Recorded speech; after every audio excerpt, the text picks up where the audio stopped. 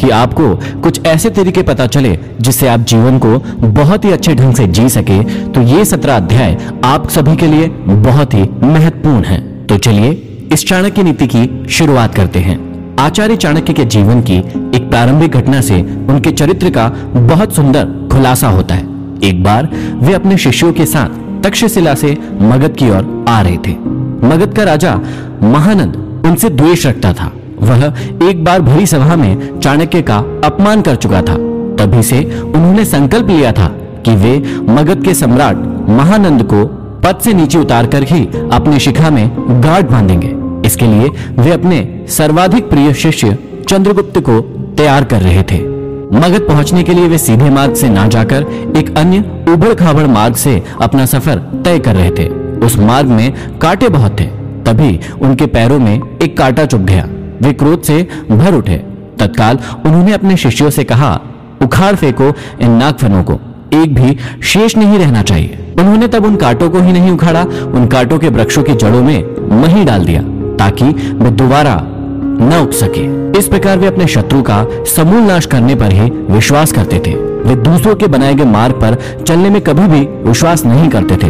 वे अपने द्वारा बनाए गए मार्ग पर ही चलने में विश्वास करते थे। आशा करता हूं इन अध्यायों को सुनने के बाद आप भी अपनी जिंदगी में अपने मार्ग खुद तैयार करें, अपने ऊपर विश्वास करें और अपनी जिंदगी में आगे बढ़े।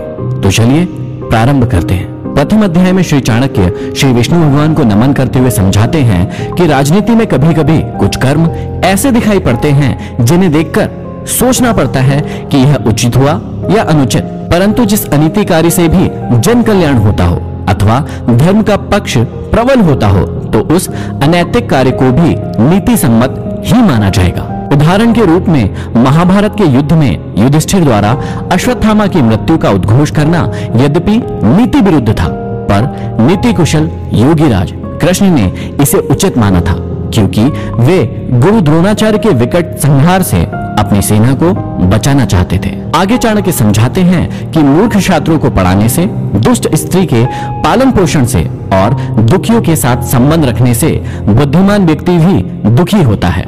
इसका मतलब यह नहीं है कि मूर्ख शिष्यों को कभी उचित उपदेश नहीं देना चाहिए।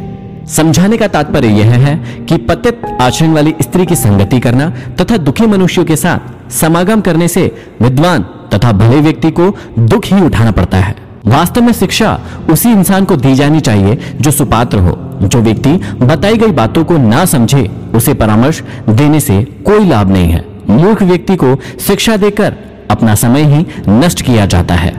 यदि बात दुखी व्यक्ति के साथ संबंध रखने की है तो दुखी व्यक्ति हर पल अपना ही रोना रोता रहता है। इससे विद्वान व्यक्ति की साधना और एकाग्रता भंग हो जाती है।